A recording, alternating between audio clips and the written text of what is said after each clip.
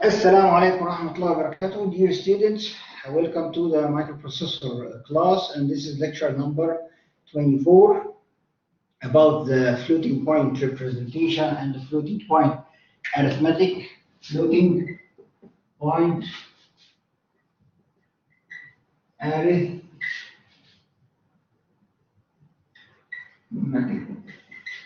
mainly addition, add and subtract.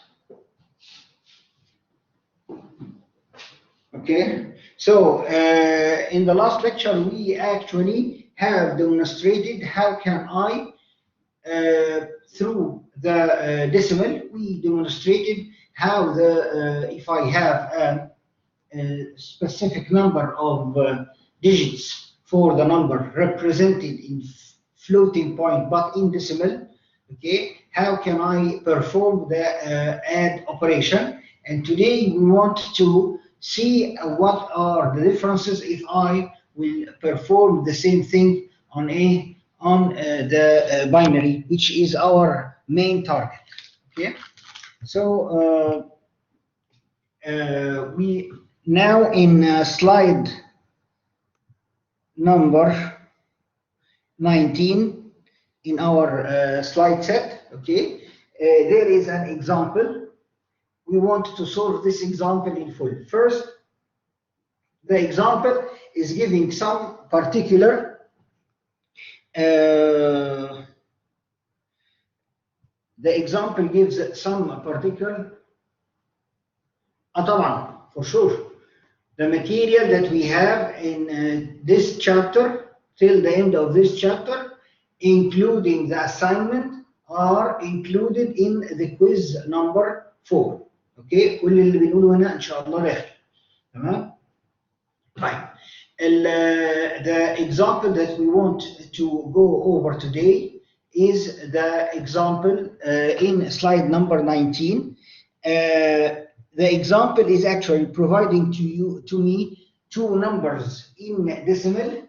Okay, يبقى number 1, okay, or can call them xy whatever, is 0.5 طبعا ده في الديسيمال، ورقم y اسمه رقم كام 0.25 in decimal.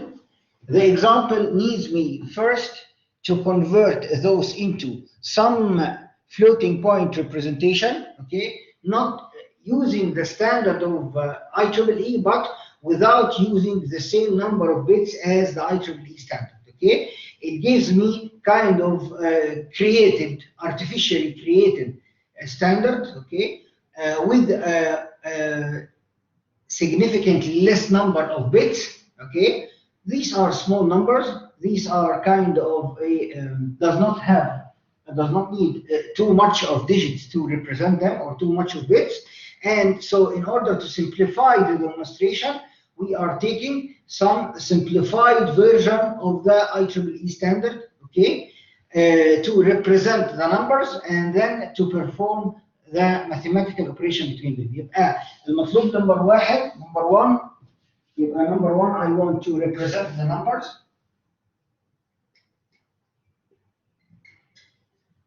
Number 2 I will perform add operation between them. طبعا while they are in the floating point or the binary floating point representation. تمام؟ طيب. He gave me a specification for the representation. Okay? Give me some specification for the representation. ايه بقى السبيسيفيكيشن اللي اداها لي؟ السبيسيفيكيشن كالتالي. Okay? He told me that he wants to put this in floating point with the following parameters. I have 6 bits for the normalized fractional mantissa. Normalized fractional mantissa is 6 bits, including the sign and sign. يبقى الF والS are occupying 6 bits. تمام؟ 3 bits for the bias exponent.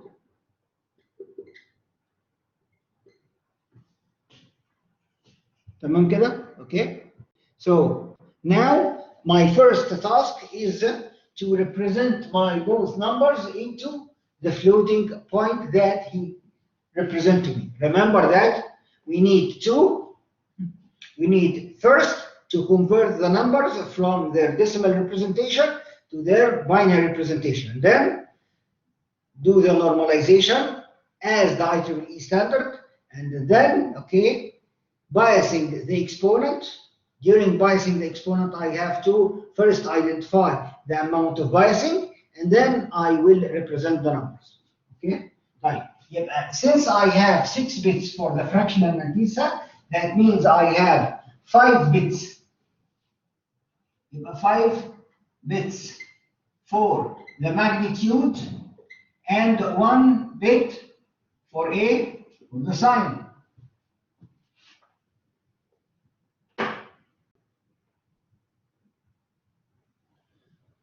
Finally, I have 3 bits for the biased exponent. تمام؟ طيب يبقى الفيرست is the conversion. الرقم الأولاني x equals to 0.5 in decimal. حد يقول لي الرقم ده how I convert it to binary. يتحول لباينري يبقى كام؟ بس كده شاطرين 0.1 in binary صح؟ طبعا 0.1 in binary ديت multiplied by 2 to the power 0. ليه؟ الباور and I want to put it in the scientific notation. يبقى دي ال 0.01 كأنها 0.01 multiplied by 2 to the power 0. مفيش أي باور للزيرو هنا. طيب. Is this following our standard? The answer is yes or no. The answer is no. مش كده؟ We have to shift. صح؟ زي ما اتفقنا عايزينه يبقى point يبقى 1 point something. يبقى I have to shift the decimal point here to the right 1 place. So I have to lower the exponent. مش كده؟ يبقى this equals to to 1.0 okay multiplied by 2 to the power كام؟ minus 1. يبقى my so now can I extract the fractional mantissa? The fractional mantissa is everything after the 1. يبقى احنا usually we will discard this one and we will take the fractional part. The fractional part هنا بكام؟ The fractional part is simply equals to كام؟ 0. صح؟ Okay. How many zeros do I need? We need 3 bits. Sorry. We need 5 bits for the mantissa. يبقى fractional. يبقى accordingly then fractional mantissa f equals to 0 0 0 0 0. ليه؟ I extend the number with zeros to the right وده عمره ما هيأثر على الفاليو بتاعت الرقم. صح كده؟ for 5 zeros يبقى دي fractional mantissa. طيب والساين عارفينها الساين هنا الارقام دي positive or negative. This is positive يبقى الساين is 0. جميل قوي. طيب what about the exponent? This is the unbiased exponent. يبقى الماينس 1 دي unbiased exponent. طيب how to bias it? I want to calculate the biasing first. Based on this, what is the biasing, the amount of biasing? Based on this, بما ان انا عندي 3 bits for the biased exponent, يبقى I have to use the rule 2 to the power number of bit minus 1 minus 1. How many bits? I have 3 bits. يبقى 2 to the power 3 minus 1 اللي هي 2. يبقى 2 to the power 2 minus 1. 2 to the power 2 minus 1 اللي يديني 4 minus 1 اللي هي كانت 3. يبقى ده البايسنج. يبقى first thing I have to calculate مين البايسنج. البايسنج طلع كام؟ طلع الرقم 3. 3 ده بكام؟ 3 ده بأنهي نمبرنج سيستم؟ ده 3 ده لسه في الايه؟ ان ديسيمال. طب والرقم ده كمان ديسيمال، يبقى اذا in order to calculate يبقى البايست exponent equals to كام؟ 3 added to minus 1 يديني كام؟ يديني 2 الديسيمال. اوكي؟ اروح واخد الديسيمال ده محوله لمين؟ لباينري. يبقى البايست exponent in binary equals to 2. اللي 2 0 1 0 بالباينري 3 bits اهم. يبقى those are the 3 bits of the biased exponent. صح كده؟ Agree? Make sense? نخش على بعده. y سهله مش كده؟ y equals to 0.25 بالباينري 0.25 باينري هتبقى كام؟ 0.25 اللي هي 0.01 multiplied by 2 to the power 0. Shifting this, how many places? 2 places, and then lowering the powers of 2. يبقى يديني كام؟ 1.0 برضو, but 2 to the power كام؟ 2 to the power minus 2. Everybody's following? صح؟ Okay? Agree? يبقى then the fractional mantissa is also 0, 0, 0, 0, 0. Okay? And the sign برضه بزيرو. طيب والbiased exponent is minus 2.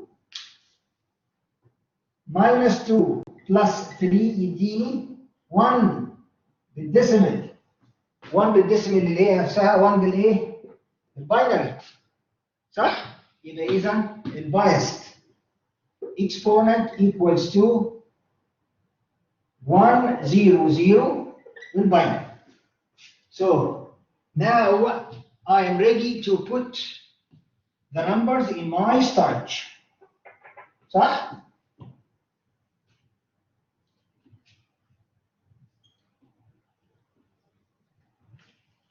Sign, exponent, fractional mantissa.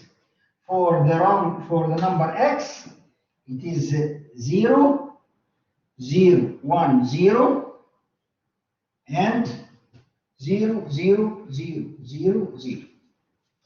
And for y, 0, 0, 0, 0, 0,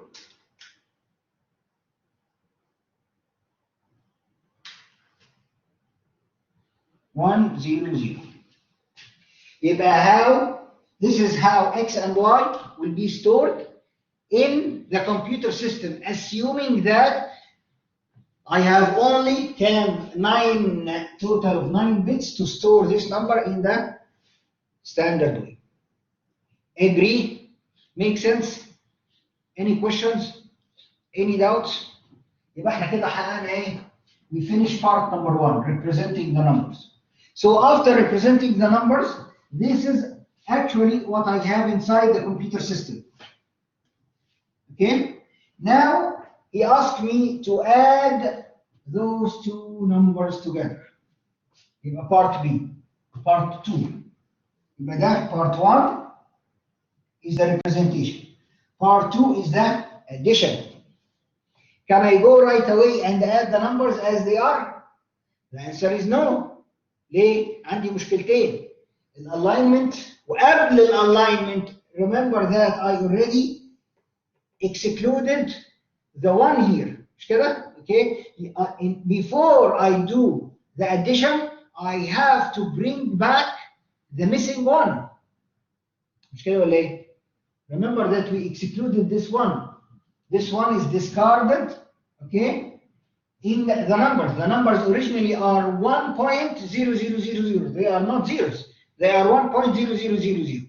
صح كده؟ يبقى I have to bring the one back first, and then I have to align the mantissas. Follow these steps. Equalize or align the mantissas, then perform the addition, and then normalize the result if needed. Right. يبقى step number 1, okay, I will bring those numbers to their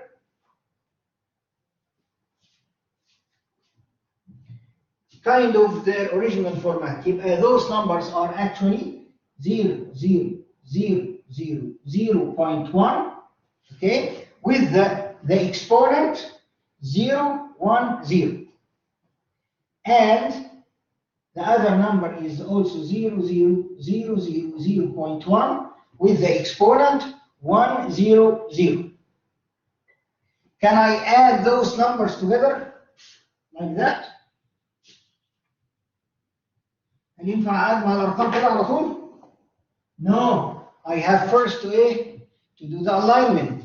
In step number 1 here, alignment. How to align? What is the difference between the two exponents here? The exponent here has the value 2. The exponent here has the value, sorry, the value 2, and the other has the value 1. تمام؟ صح؟ مش كده ولا ايه؟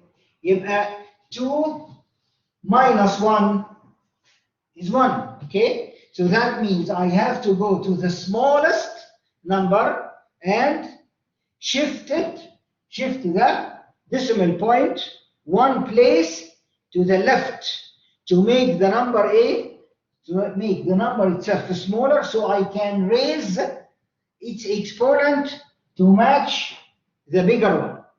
مش كده ولا ايه؟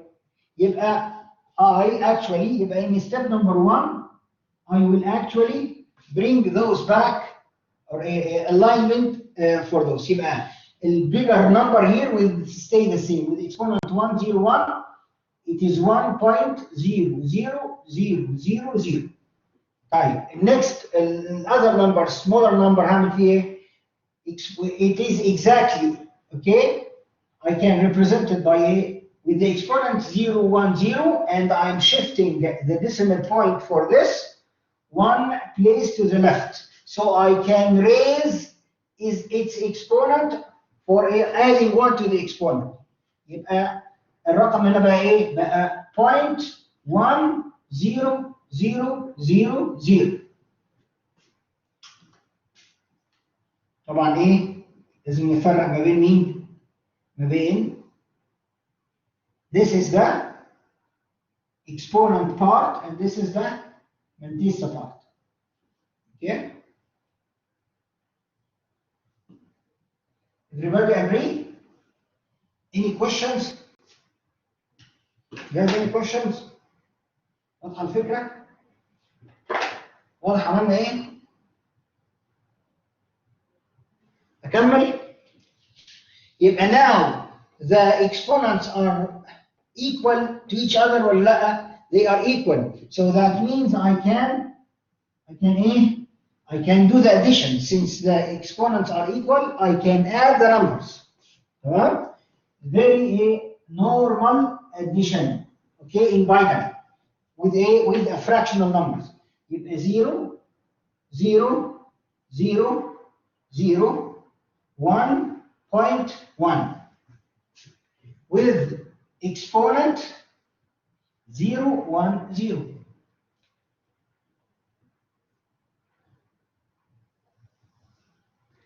صح؟ Agree? What about the result here? First of all, this is my result. Is the result need any further alignment? Maybe, but in this case, do I need to align? I mean normalization. Okay? Does it need any normalization? Result هيترجع اهي. صح؟ مش كده؟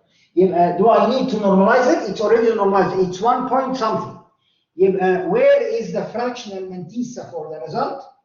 The fractional mantissa for the result will contain the value 0, 0, 0, 0, 1. Then exclude the last in point 1 point excluded. طيب والاكسبوننت بتاعها 0, 1, 0 والساين 0. Agree?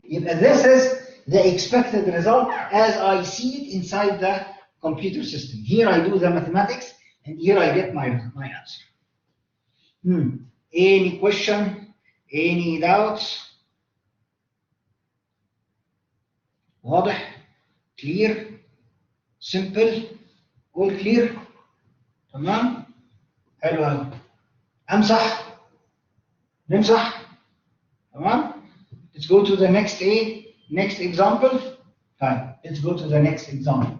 ناخد example تاني. نغير الاكس والواي. تمام؟ نغير الاكس والواي. I will change in y only. Just as another example. طب what if x equals 0.5 والy كمان بتساوي 0.5؟ اوكي؟ في سؤال؟ استنى قبل ما نغير الوقت في سؤال. نعم. Can we do a negative? For sure, okay? For sure, okay? طب what if one of the numbers is negative? One of the numbers is negative and the other is positive, means I have to subtract, not add. تمام؟ في طبعا problems in the assignment number 5 for this. هيحصل ايه لو انا كنت عايز اطرح مش عايز اجمع؟ طيب حاضر يا عبد الرحمن. يا عبد الرحمن is challenging us. What if the operation is subtraction not an addition? هنعمل ايه؟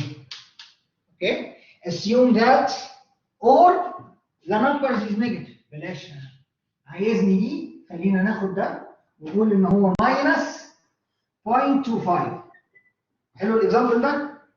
طب what if you want me to use minus 0.5 and also using addition؟ العمليه addition بس الواي بالنيجاتيف. يبقى ده اكزامبل 2 ماشي؟ يبقى ده اكزامبل 2 عشان بس ايه؟ انا هغير بدل ما اغير الرقم غيرت البولاريتي. اوكي؟ In example 2 I want to add, okay, x equals to 0.5 to y equals to minus 0.25. هعملها ازاي؟ ايه اللي هيتغير في الاول؟ What will make the difference؟ يبقى now بلاش نسميها y، خلينا نسميها z بدل ما غيرناها. خلاص؟ example 2 اسمها z دي minus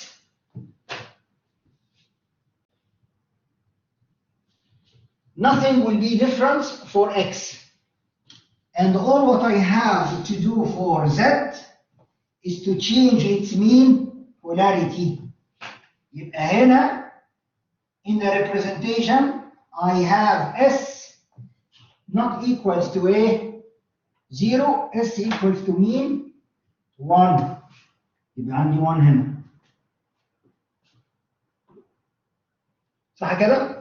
يبقى in the representation all what I have to do is to change the sign bit from 0 to 1. يبقى أنا كده representing a minus 0.25. طيب تعالوا بقى في الاديشن. How can I add those two numbers? How can I add those two numbers? Okay, remember that one of them is positive and the other is negative. يبقى الاوبريشن is real addition. Is it really an add operation? No, it is basically a subtraction. Because I have difference in polarity. This is the challenge that we talked about when in DLD for the sign magnitude numbers. In sign magnitude numbers, I have to reflect on the sign of the numbers for the addition. Before I go ahead and add the numbers, I have to go and check their polarity. Are they with similar polarities or different polarities? They are with different polarities. يبقى operation is real an addition or it is a subtraction. The operation is actually a subtraction. It's not an addition. مش كده ولا ايه؟ طيب how can I subtract? Remember something.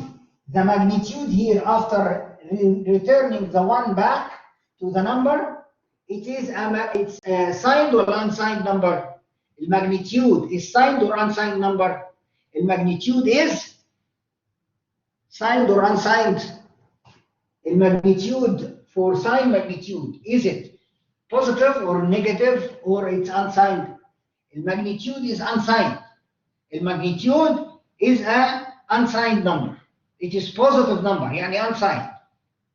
صح كده؟ Agree? طيب. We learned in DLD, okay, how to do addition and subtraction for unsigned numbers, okay, in DLD. Okay, we used a technique اسمه ايه؟ Can I remove this? تمام؟ خلينا نمسح ده عشان ادي نفسي some space، مش عايز امسح الايه؟ الاكزامبل، ايه رايكم؟ خلاص؟ الستبس دي عرفناها، خلاص؟ align perform الاوبريشن وبعدين نعمل ايه؟ وبعدين normalize.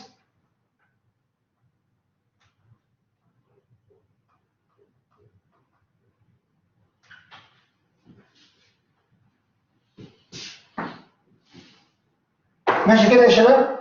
يبقى now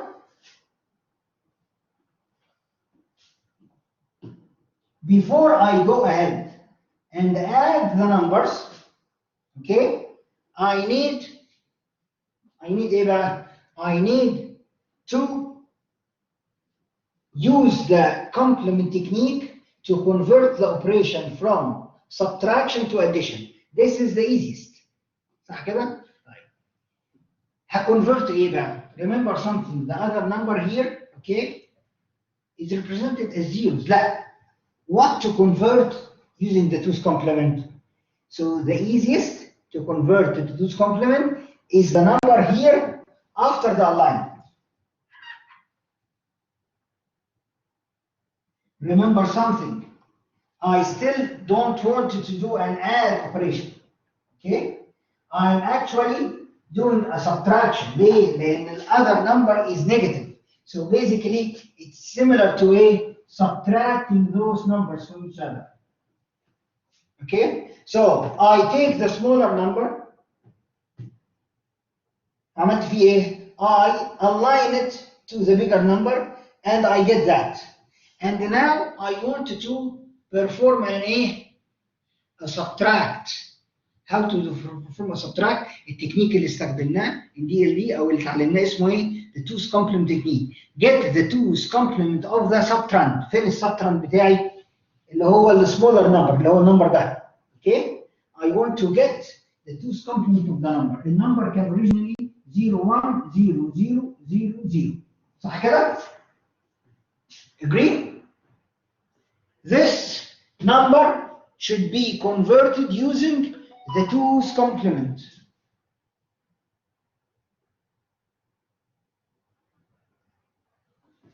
Can we convert this to 2's complement?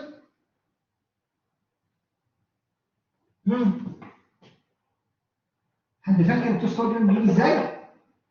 Do you still remember how can I get the 2's complement? مين يقول لي 2's complement بتاع الرقم ده؟ اتعلمنا الكلام ده في DLD. يبقى I take the subtrahend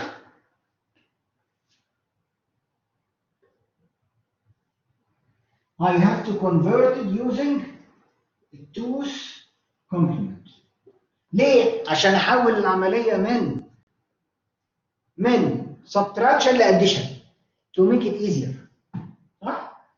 ال 2's complement بتاع دوت في شورت كات فاكرينه؟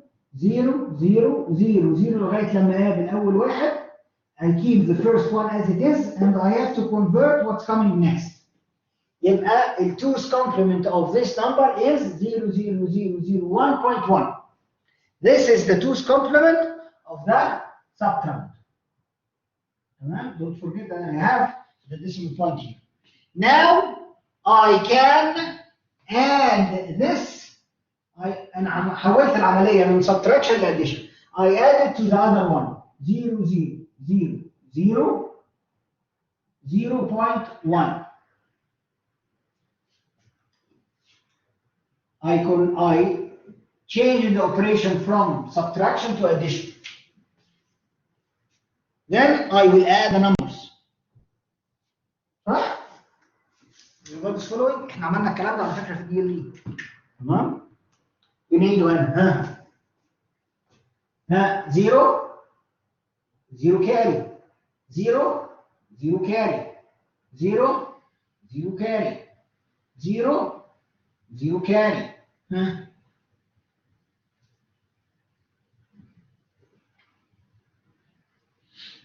0 1 0 is 1 0 carry. 0 plus 1 plus 1 is 0 1 in the carry out.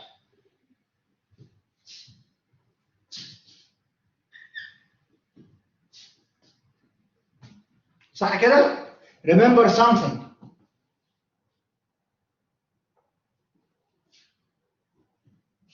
Okay? When I perform subtraction to unsigned numbers in DLD, okay? When I have an extra carry here after extra زيادة عن الاديشن بنعمل فيه ايه؟ We discard it because this one, is it a true one? This is a false carry out. صح؟ Indicating that the answer is positive. لا مش overflow. ما بنسميهوش overflow. This is extra. This is the extra carry, and when this extra carry is 1, means the result is positive. When this extra carry is 0, means the result is negative. We have to discard this extra one because this extra one is just generated due to the the two's complement technique. The two's complement technique بيجنريت ليا false carry, false overflow. Okay? false carry بتساوي 1. Okay? الريزلت مش نيجاتيف. الريزلت الاكسترا كاري ده we discard it. ليه؟ لأن ده معناه إن الريزلت is positive and we discard it as it is. لو الاكسترا كاري ده بزيرو means the result is negative. Okay? فين الريزلت بتاعتي؟ Here is my result and the result is positive. يبقى دي الريزلت بتاعتي. يبقى the result of subtracting the first from the second is here. Here is my result. I am actually subtracting the total number of bits هنا كام؟ 6 bits to 6 bits and the result fits exactly in 6 bits. دول كده 6 bits 6 bits ودول 6 bits والresult here exactly fits in 6 bits. There is no overflow. ليه؟ لأن الأوبريشن subtraction لunsigned numbers. Subtraction unsigned numbers, I can never have an overflow. This extra carry is discarded because this extra carry just indicates the polarity of the result. When this extra carry is 1, I discard it and indicate the result is positive. طيب الextra carry ده will be discarded anyway. ليه؟ لأن I am I'm subtracting an unsigned numbers. Subtracting unsigned numbers will never give me an overflow. وانا مغمض الاكسترا كاري ده هيتشال. ليه؟ لان الاوبريشن سبتراكشن. تمام؟ في واحد منهم نيجاتيف. Agree؟ يبقى فين الريزلت؟ Here is my result. يبقى I will put the result here in the answer. يبقى الريزلت is 0 0 0 0 1.0. Okay? And the exponent as it is. Agree? Right. Is the result normalized? Is the result normalized? No, the result is not normalized لأن هي 0.1. يبقى لازم أعمل لها إيه؟ I have to normalize it. By the way, is this a correct result ولا لا؟ When I subtract, when I have 0.5 minus 0.25, what should be the result in decimal. نرجع للديسيمال. what should be the result? the result should be 0.25 ربع صح؟ مش كده ولا ايه؟ ده ربع ولا مش ربع؟ this is ربع فعلا بس ايه unnormalized. تمام؟ يبقى I have to normalize it. how to normalize it? الآخر step I have to normalize it. that means the result as 0.000 is not normalized. I have to shift the decimal point one place to the right, so I have to lower the exponent. الexponent للرقم كان 010. I have to subtract 1 from the exponent. Okay, so actually the normalization for the result will end up of a 0.1, and the new exponent will be 100. This is the normalized result. Okay. Now the result, how it is will be stored in the computer system, will be simply 0.100. Did you get a correct answer or not? Correct answer definitely, because it is matching Z but is in the positive polarity. Agree? Make sense?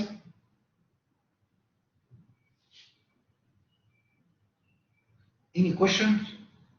Clear? تمام؟ يبقى my recommendation, by the way, my recommendation is to take the numbers, okay? Align them first and then go and check the polarity. If one of them is negative and the other is positive, that means you have to convert the operation from addition to subtraction. Okay? And we are using the complement technique to do that. Take the subtrahend, okay? Get the two complement of the subtrahend, perform addition between the two unsigned numbers, okay? And then get the final answer. Right.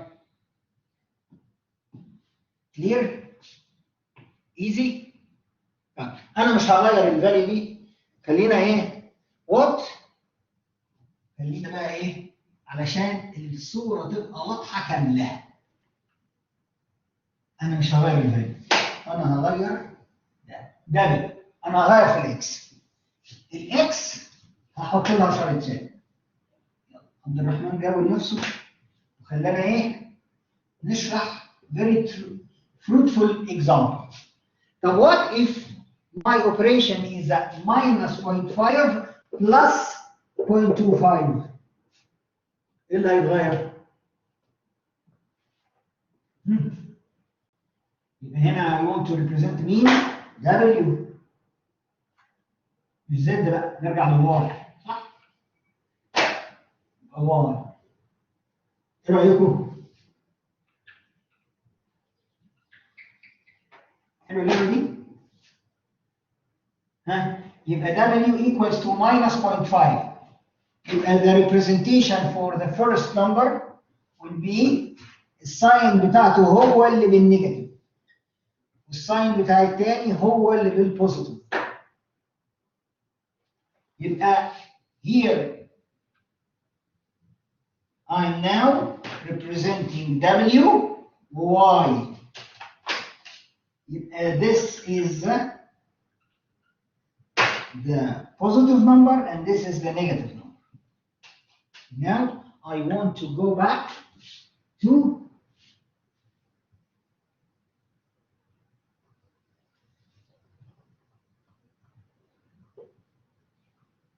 everybody is following.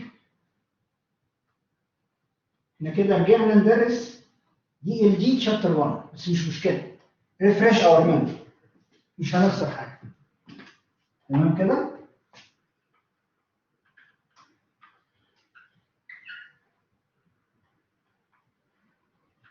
مش هنخسر حاجة.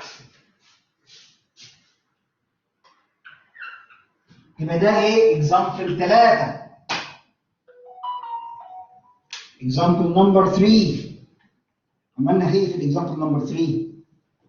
In example 3 I'm taking W as minus 0.5 and Y as positive 0.25.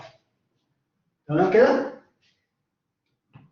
Will this change the amounts? It's sign magnitude anyway. So still the fractional notice is 5 zeros, 0.010, and the sign is 1. For Y, it is as the example number 1. If this is new, this is example number 1. هعمل ايه؟ Nothing is changed in all of those steps. The steps هتتغير فين؟ While I'm performing the operation. Is the operation is addition or subtraction? The operation كده addition or subtraction? I have this is positive, this is negative. يبقى operation is a subtraction. Where is the subtrahend and when is the minion? The subtrahend is the number with the negative polarity. اللي هو الكبير، اللي هو الأولاني، اللي هو 0.5، اللي هو this one. Okay? يبقى I have to take the 2's complement of the subtrahend. فين السبتراند عندي هنا في السيناريو ده؟ السبتراند عندي في السيناريو ده هو الفيرست نمبر. The subtrahend is the first number اللي هو مين؟ اللي هو ده. يبقى I will go and take the subtrahend 0 0 0 0 0.1. This is my subtrahend. بعمل ايه؟ I get the 2's complement of the subtrahend. 2's complement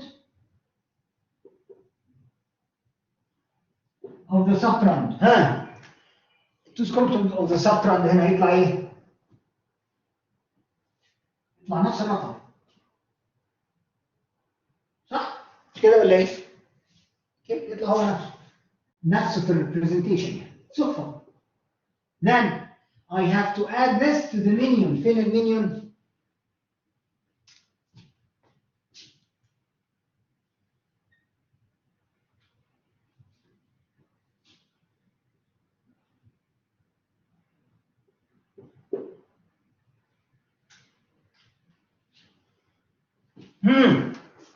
Can we add those? Everybody's following? كله متابع معايا؟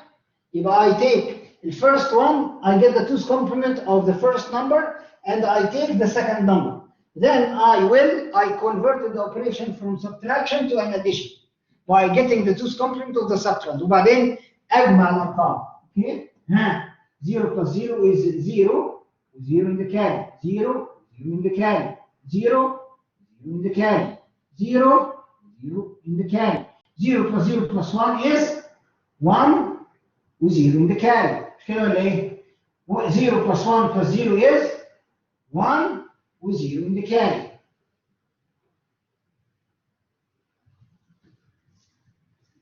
الاكسترا كاري هنا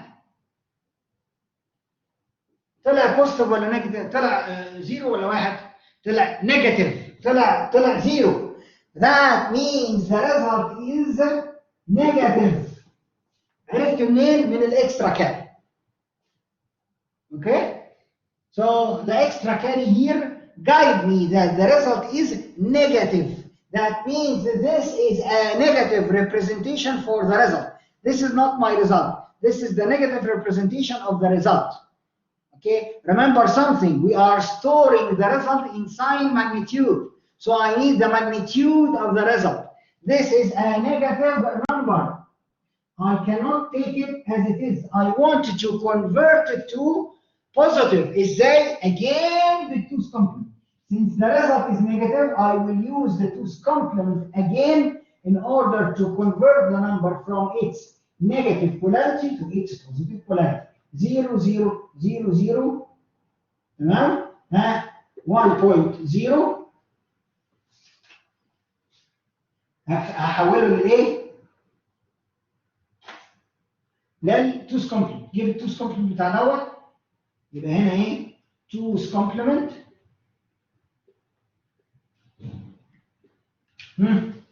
0 0 0 14 ينزل زي ما هو، واول واحد ينزل زي ما هو، وبعدين by the way this will be discarded anyway. This is not part of my results. And in all cases ليه؟ لأن I am subtracting or adding two numbers with different polarities, which is actually subtracting. The subtraction will never give me an overflow. This extra will be discarded anyway. لأن أنا بعمل إيه؟ positive مع negative. Okay? Adding positive to negative will never give me an overflow. That means this extra bit is a false. I have to discard it anyway. If it is 0, means the result is negative, I want to use the 2's complement again. If this is 1, means the result is positive, and I have to take it as it is. So, where is my answer? The answer is simply is here. Okay? I'm actually performing the operation between 6 bits with 6 bits. The result should fit in 6 bits. يبقى فين الانسر بتاعي؟ فين الريزلت بتاعتي؟ The answer is 0 0 0 0 1.0 with the exponent. Remember that the answer is positive or negative. The answer is negative. So I have to indicate in the result that the sign is 1. But it's sign magnitude. Okay? Here is the mantissa. Is it normalized? It's unnormalized, so I have to normalize it. Shifting this decimal point to the right, so that means I have to lower the exponent. The exponent can 0 1 0. If I have to lower it with 1, يبقى the exponent is 1 0 0. Where after normalization في عندي مين؟ في عندي الواحد ده طار. اوكي يبقى after normalization يبقى هنا normalizing يبقى 0 0 0 0 0.1 والاكسبوننت بتاعه بقى 1 0 0. ده الاكسبوننت وده الفراكشنال ماتريس. Okay, discarding this one and take those 5 bits and take the new exponent, store them into the memory back with the sign bit. Can you see here that the y and the results are exactly the same؟ لأن واحد منهم بس واحدة منهم كانت positive ربع والتاني negative ربع. Agree? Make sense? Any questions? Any doubts? Easy? Simple? What is new here? Nothing is new. This is just a revision for how we do addition, subtraction for unsigned numbers from chapter 1 of DLD. Well, if you don't know this, or if you want to refresh your memory about that, I think I already have the recording for this on YouTube in my DLD set of videos. Okay, I think it is there. مش عارف لا يمكن مش موجودة تمام. anyway احنا رجعناها هنا. طيب any doubts any questions؟ حد محتاج حاجة؟ عشان احنا دخلنا 3 examples اهو. 3 examples. clear؟ امسح. طيب example number 4.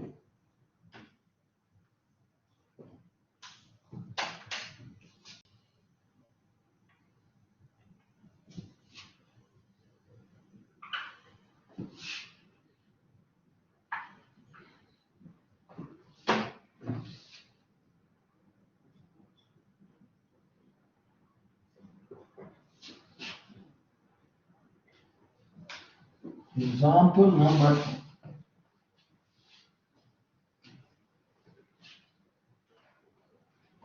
هغير بقى الارقام.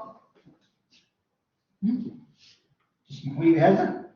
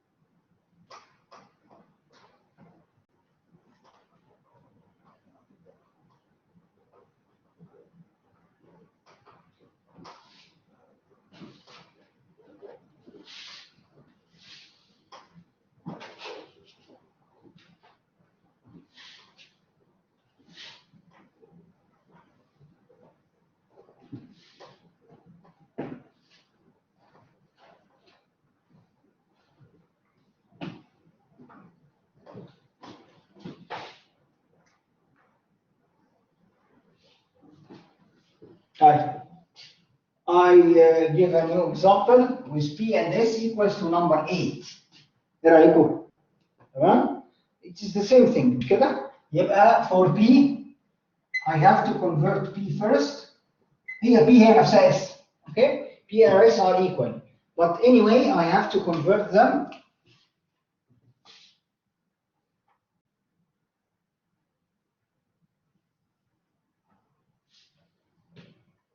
طبعا انا هنا ايه؟ I'm very conservative in using the space عشان ما نقعدش نعيد.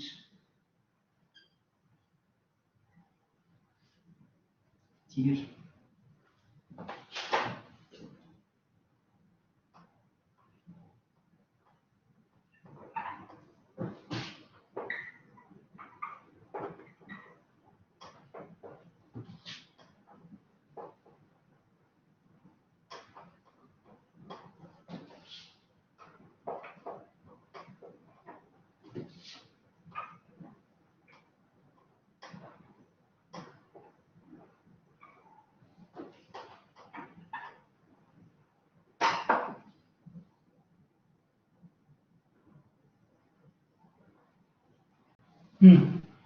أي سؤال؟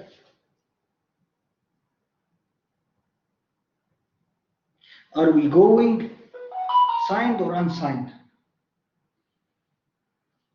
يعني in the floating point is the exponent is biased sign to complement والمانتيسا is sign magnitude. يبقى I'm using both, okay, in the floating point representation. Both numbers representation are being used in floating point. للexponent it is sign to complement but it is biased. And the biasing saves me from the sign to complement. لأن actually, okay, after the biasing الرقم يتحول لpositive anyway. Okay? After the biasing it is a positive. لأن this is the reason of biasing. The reason for biasing is actually to shift it up to be looks like an unsigned. It's originally signed, but it looks like an unsigned. For this is what the biasing is doing. طيب وفي المانتيسا is sign magnitude. يبقى I am talking about unsigned. Agree? Make sense? 8. نحولها دي سهلة أوي مش كده؟ يبقى now in binary this is 0 0 0 1 مش كده ولا إيه؟ Agree? طيب is this يبقى طبعا في 2 multiplied by to the power كام؟ to the power 0 صح؟ Is this normalized? This is actually equivalent to 1.000.0 2 to the power 0 صح؟ Is this normalized? Is this in binary normalized? No, it is not normalized. So how to normalize it? I have to shift the decimal point in its location. I have to shift it. How many places? 1, 2, 3. مش كده؟ I have to shift it 3 places. That means when I shift it to the left, I'm making the number looks smaller. مش كده ولا إيه؟ So when I shift it to the left, I have to raise the exponent by adding 3 to it. Okay, incrementing 3 times or adding 3 to it. يبقى actually this is equivalent to 1.0000 okay, multiplied by 2 to the power 3. صح ولا مش صح؟ Agree? Make sense? تمام؟ يبقى now the mantissa يبقى الفراكشنال mantissa is 0 0 0 0 extended to 0 كمان in binary. طيب والساين 0 I'm talking about a positive number. طيب بقى لنا ايه؟ exponent. The exponent is originally 3. طيب what is the amount of biasing؟ متفقين على amount of biasing من الايه؟ من الاكزامبلز 1 2 و3. I have to add to this another 3 to bias it. صح كده؟ يبقى إذا البايسد exponent equals to كام؟ to 6 in decimal. صح؟ يبقى in binary البايسد exponent equals to كام؟ 0 1 1 in binary. Agree؟ يبقى P both P and S are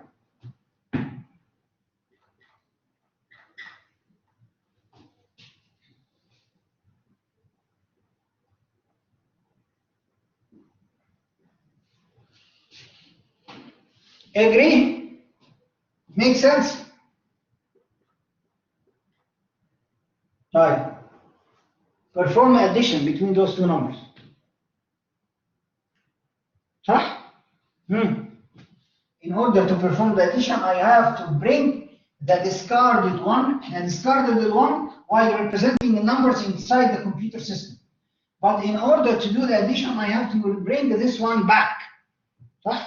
يبقى the numbers that should be added to each other is basically 1.00000. التاني برضه the same thing.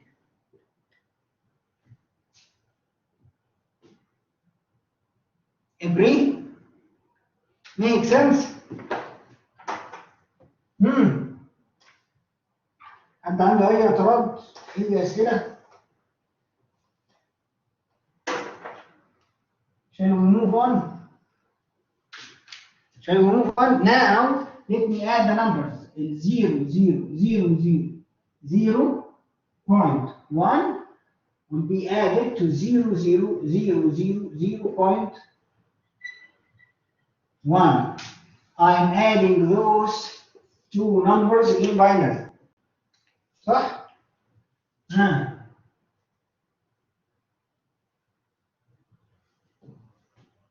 0, 0, 0, 0, 0, 0 plus 1 plus 1 is 0, and I have carry out here. The question here, can I discard this one as I did in the previous example? مين اللي قال yes؟ yes ازاي؟ No. الoperation addition ولا مش addition؟ I'm adding the numbers.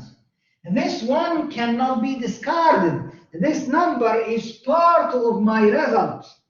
This one here indicates I have an overflow because it's adding two unsigned numbers and I get one extra one. I actually adding 6 bits to 6 bits, and the result cannot fit in 6 bits. It needs 7 bits. صح كده؟ طيب يبقى the result here is 10.00000.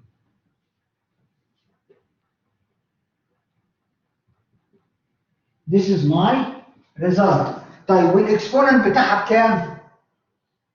0 1 1. يبقى this is the exponent. صح؟ Now, is this number normalized? Is the result normalized? The result is not normalized. I have to normalize it.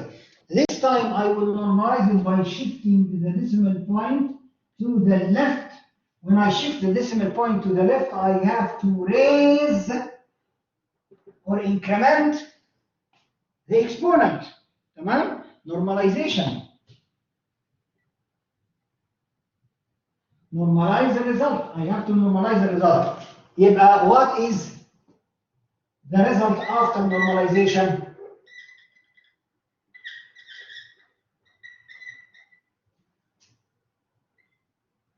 اوكي دي اتشفتت هنا و I lose the extra bit from the left. صح كده؟ agree؟ agree ولا مش agree؟ صح؟ طيب يبقى now where is my result? My result is supposed to be 0, 0, 0, 0, 0 and the exponent 1, 1, 1 and the sign is 0.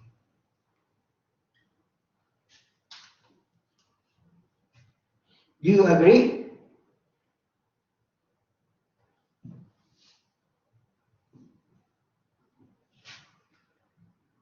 استنى بس اصبري رغد اصبري على رزقك. Wait, okay? Wait before you go, before we jump. اللي انت هتقوليه. I will come to this. Before we come to this, first of all, الرقم ده ما بيفكركوش بحاجة؟ Is this a healthy number in the floating point representation? Is this healthy? No! It is not a healthy number. This is a special number in floating point. We reserve this. This is a special case. When we have the exponent all ones,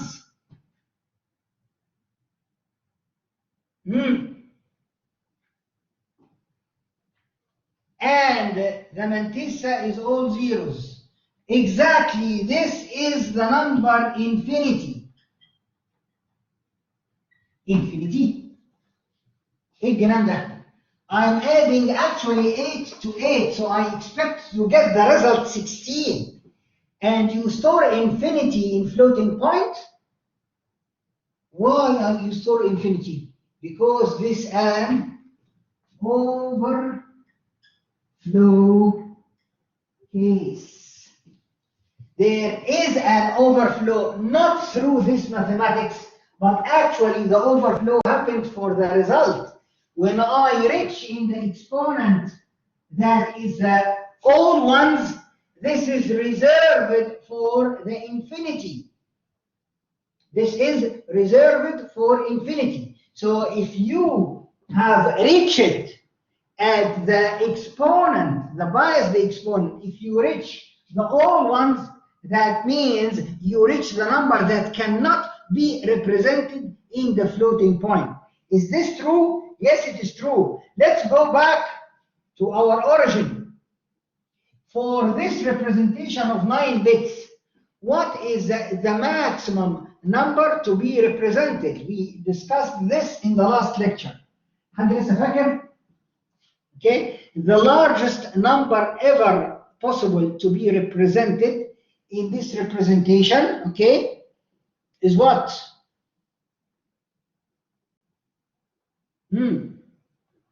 Okay, an exponent 2 to the power. Now, how many bits here? I have 3 bits. صح? I have 3 bits, okay? So the range of the permissible range of exponent here is actually the maximum exponent is 2 to the power. احنا كان لما كانوا 32 bits الاكسبوننت البرميسبل اكسبوننت من 120 من minus 126 كانوا ل 127 صح؟ Okay, by using the same technique here, if I have 3 bits, okay, يبقى from ايه بقى؟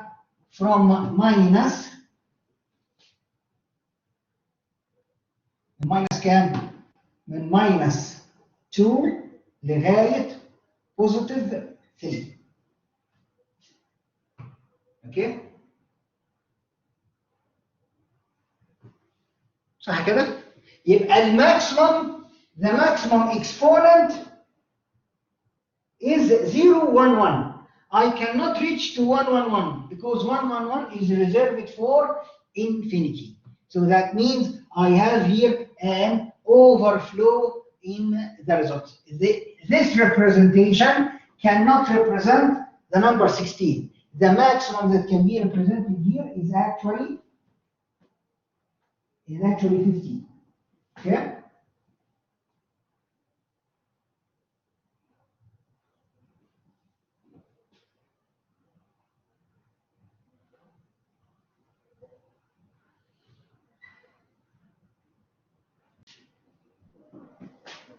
ده ايه؟ لا ده مش ده اكبر واحد.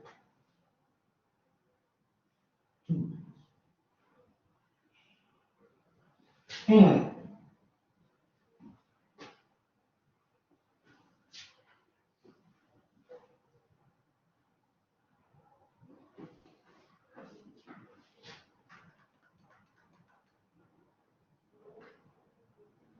أنا آسف.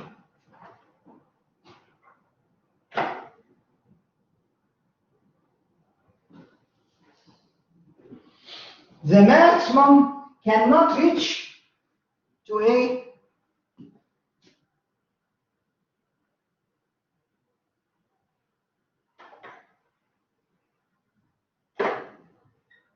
it's 4 multiplied by almost 2 اللي هو كام؟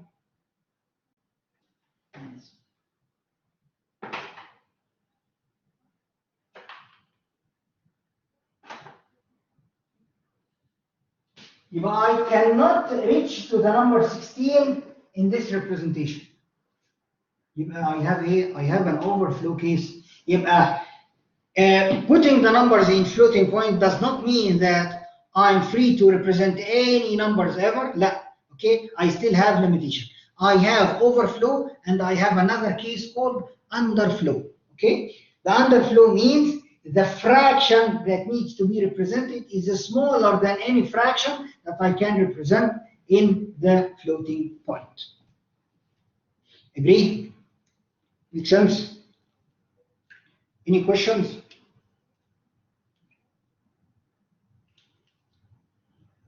Any questions?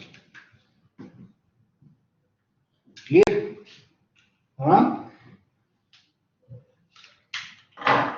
Right. We finished the arithmetic. Now you can solve the assignment number 5. Okay, and it is the time to move to the chapter 4, the floating point processor. خلاص ده كده الexample خلص. So let me stop sharing here. And now we are ready to move to the next chapter.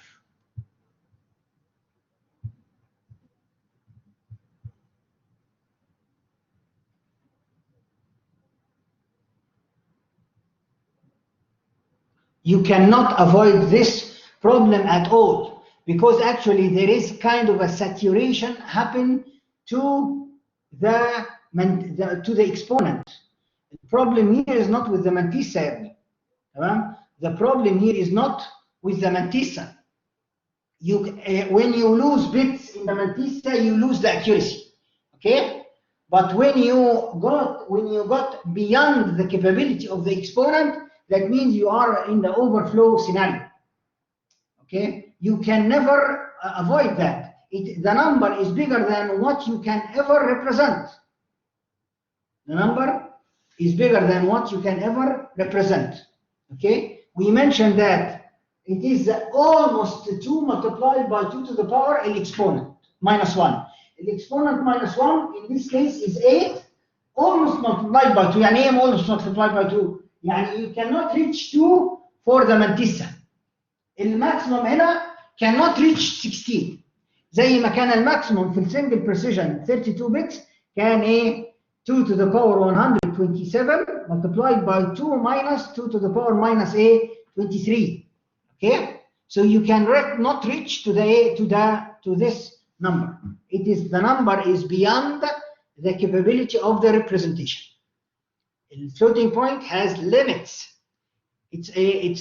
Cannot go forever. Okay, it has limitation. Agree?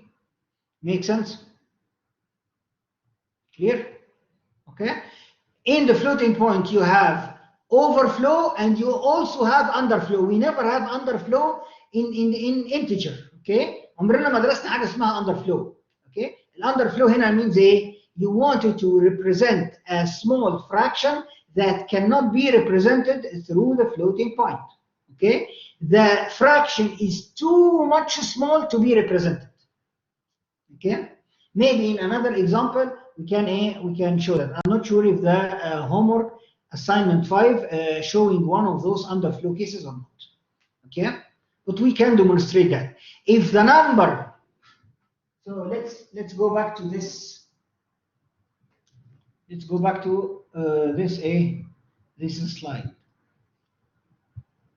هنا العصبور. What is the minimum number to be represented in my representation here? ها حد لسه فاكر؟ الكيس بتاعت underflow. الكيس بتاعت underflow هنا كام؟ Okay. The smallest ever number that you can represent here, it is actually 2.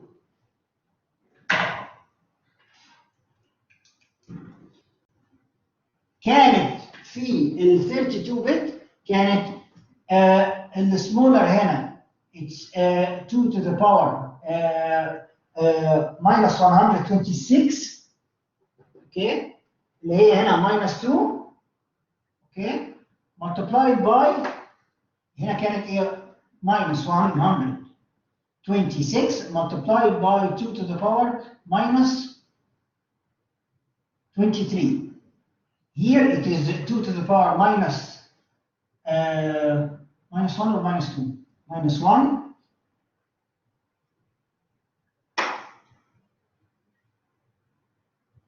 Multiplied by 2 to the power. هنا I have 5 bits يبقى ايه؟ يبقى minus 4. يبقى 2 to the power minus 5. يبقى 1 over 32. 1 over 32 is the smallest fraction that can be represented by this floating point representation. If your fraction is smaller than this representation cannot be cannot represent it. Agree? ليه اللي هيحصل ايه؟ All the exponent will be zeros and the mantissa will be all ايه؟ يبقى 1 و 0 0 0 0. تمام؟ Agree?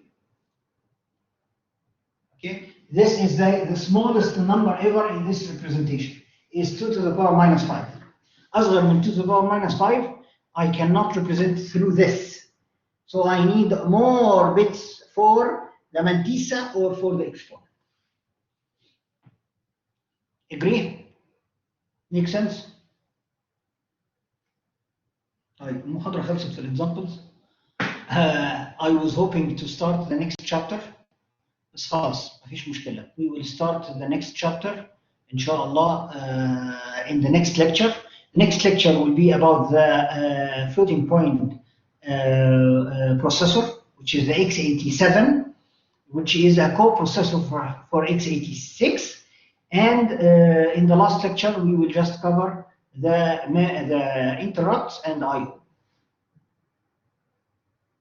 We have left three chapters.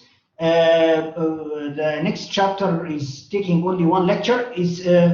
Has a part practical, but most of this is the theory. Okay, I just want to discuss with you like the 8086 that we have discussed was only for integers. Okay, so how can the processor support the floating point? They build a separate processor, call it a coprocessor, and they link the two processors together. So the main processor is the 8086 for only integers. And they build another processor for floating points. It's called the 8087, and they link the two processors together in order to perform either integer or floating point operation. Okay. In next lecture we will discuss the 8087 processor. Okay. We will just talk about it, and then we will cover we have the interrupts, which is a very small chapter, another smaller chapter called the input-output, the I/O. Both of those will be finished in one lecture, inshallah, which is the last lecture on next Thursday. تمام؟ يبقى عندنا one lecture for the x87, where one lecture we will cover the interrupts and the I/O together. Agree?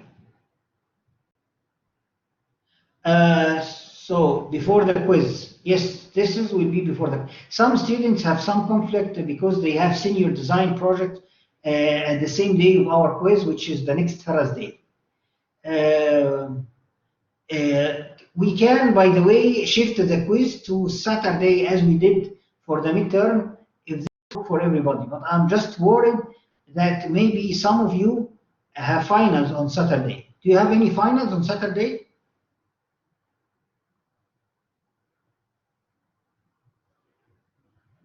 لا Tuesday it's very early. Tuesday is very early. You will have final. طب خلاص يبقى إذا احنا we can have the quiz on Thursday at 5 or at 5:30. Okay, the quiz will not be long. Most probably it will be maybe 20 minutes, 30 minutes, something like this. So we can have it at 5:30. Okay. Okay, thank you. Wish you the best of luck. Okay, خلاص يبقى إن شاء الله 5:30. الquiz will be 5:30 on Thursday. I will just send an announcement for everybody about that. Thank you, and inshallah, good luck with the quiz and with your finals. So I will stop recording.